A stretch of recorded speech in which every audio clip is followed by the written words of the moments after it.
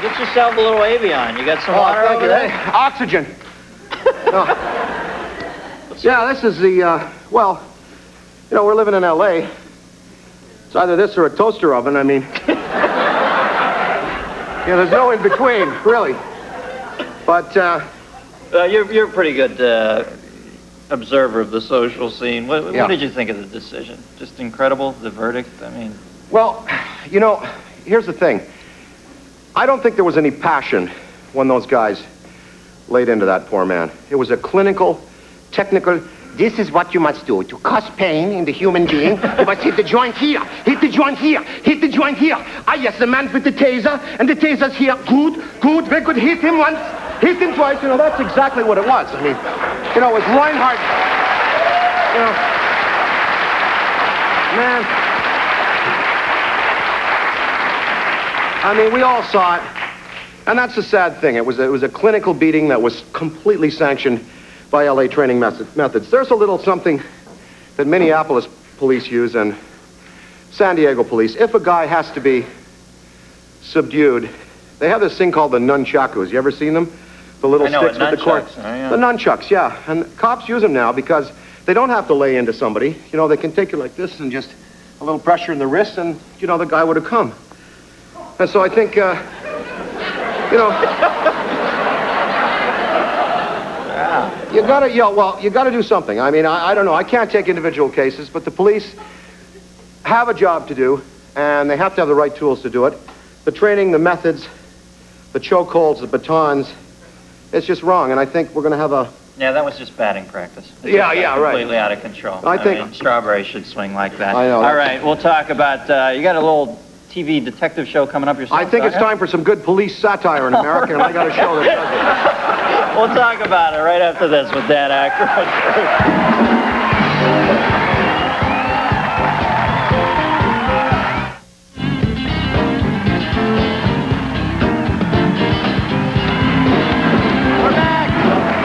We're back with Mr. Aykroyd. Now, before we move on to your show, I do want to talk about, I know you to be almost a police-ophile. You dig cops. There are a lot of great cops out there. But... I pull cops over, man. I embrace the police. I think they got a tremendous job to do. And, you know, basically you're looking at 96% that are really good officers, really humane, really good common sense officers. I had a guy in Toronto, one of my best friends. He was on the force for 8 years. He comes into a domestic situation. He's got a family. Man, he told me he's going to take me on a picnic. Told me I'm going to kill him. She told me that you know, and they were fighting. And so he said, look, all right, fine. I want you to get the family together, get your picnic basket, get your drinks, get everything. I'll be back in 20 minutes. He came back in the squad car, in uniform, took the whole family out, put them on the Toronto ferry. They went across to the island, had a great day, brought them back, brought them home. Everything was settled. Now, that's common sense police work. And what we need is that human approach. And there are officers in this city, in the Sheriff's Department and LAPD, who definitely have that view. But when you have a man that says that chokeholds have to be applied to black people because they are biologically superior or inferior or whatever, man, we know. Yeah. You know, that's not right. The sooner the police realize that black people are American royalty, you know, then we'll be better off. Well, I mean, Gates kind of, really, you know, it appears, and, you know, God, we're all such laymen on this, we don't really know what went on in the inner workings, but it would appear that maybe Gates pulled up a little on the, at the beginning, because there is all this heat about the police. Because he had to show restraint, and, you know, he was trying to, you know, make himself look good after that, you know, tremendous miscarriage of justice up there in the hills there near Chatsworth that happened that tremendously horrible night. And, but anyway, I felt that, you know, it's time to take a look at these reality shows on TV with cops, and I felt it was time to look at a couple of things. So I went to Fox Network, and they invited me in. They said what kind of ideas you had. I said, I'd like to do a kind of a satirical show like Cops, where we follow our own team of cops around and then play it for comedy. Well, you'd be perfect at it, just the way you were telling me the story about the Rastas in Toronto. Yeah, man, you know. It's so funny to me. Well, I play the chief of police on that show. And he's What's your name? Are you Dan Aykroyd? I play Chief Randy Bellstrap on the show.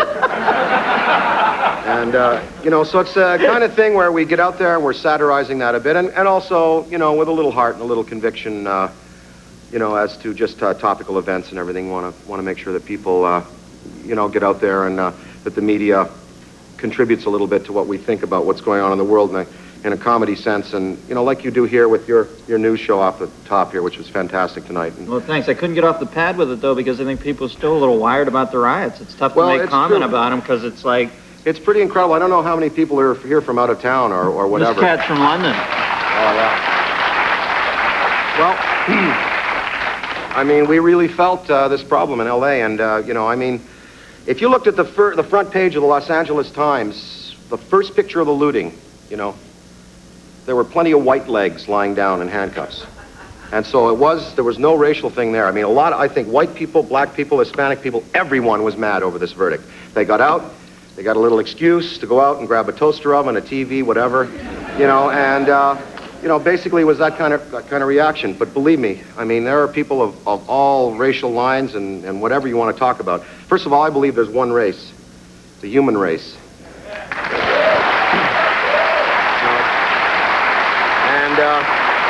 Hey, but you know something, Danny, I think we should all remember about the human race is like, you know how they say individuals aren't that far removed from madness. I think you can see as a culture that once the fuse is lit like that, we're not that far from chaos. I mean, I was sitting there at home just watching it thinking it can all slip away at any moment, Absolutely. It seems. When because the people... of very deep-seated, deep-rooted problems which go back beyond the days of Lincoln, which go back to the days when the Portuguese, Dutch, German, and British trailers corrupted the great African civilizations with slavery. That's where your problem is. Okay, so how do we help them? How do we...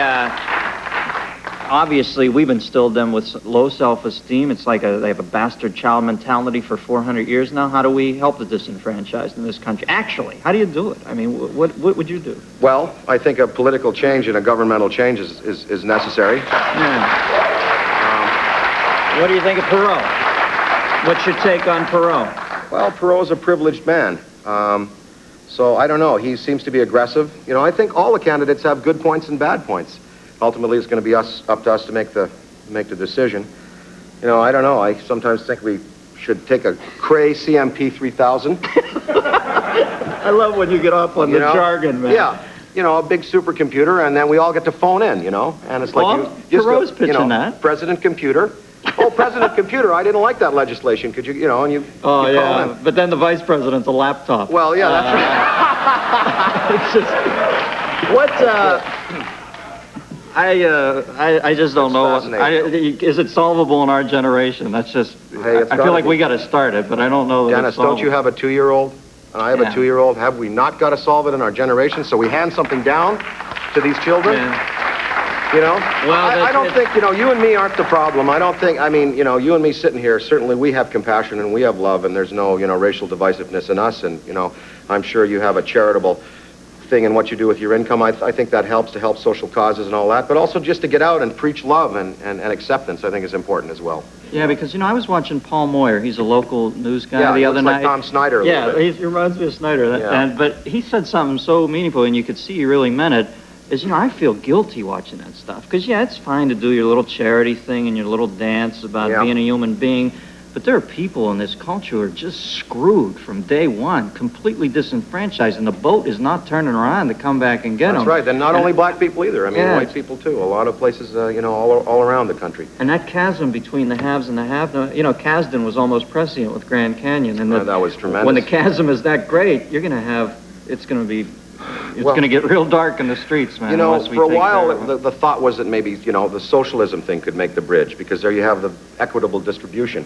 Boy, we look at socialism and communism failing on a massive scale. Right. It doesn't give you much hope. There are countries like Sweden and England and Canada that have a kind of a controlled socialism.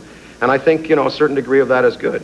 If you mix that with just free entrepreneurship and free enterprise capitalism, if you can get a nice blend going there, then I think you might have something. But it's definitely going to be a 10-year haul, there's no doubt about it. This is not a problem, this LA riots thing, that's going to go away overnight. The city may be back to normal, but the collective rage that Jesse Jackson speaks about is there. And, you know, all I'm going to do is, you know, just think positively and, you know, preach love and acceptance and... Yeah. Why Jackson hit the nail on the head on Arsenio when he talked about let's get the hell out of space as a first step. I mean, this space thing's cool. I like outer space. I like the concept, but this planet's rocked with agony. Unless they're going to put some first-class condos on the moon and build a city up there for people to live in and some economic base. Sure, why not? Yeah, but we got to get out of space and take care of it. To come on a show like this and be able to talk issues like this, I really appreciate it. All right, Elvis, what do you got there? You're a badge man. Yeah. A little highway patrol, you know. Now, this is a perfect show for you because we got the Tornadoes. You dig that sort of music. Excellent stuff. And we got Miss Totenberg later. We're going to talk issues a little more. You want to hang out for a while? I'm going to stay. All right, we're going to jam with Danny. We'll be right back with the Tornadoes right after this vote.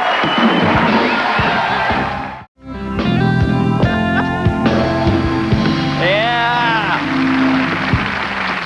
Welcome back. Welcome back, folks. You know, I saw Lorraine Newman the other day over at the farmer's market. We were talking about the E. Buzz Miller sketch where she wore the leopard skin and always laughed. That's right. You gotta tell me. Yeah, well, that's right. He Buzz, you know, he was the kind of guy who had like kind of a skin book business, you know. But you gotta tell me where you actually met E. Buzz. Well, I love the story. in the tropics with Tom Davis. We were traveling and we come across this big mansion in Rangiroa, this atoll near Fiji, and this guy had this big mansion, girls walking around, beers. We go in, he's sitting there.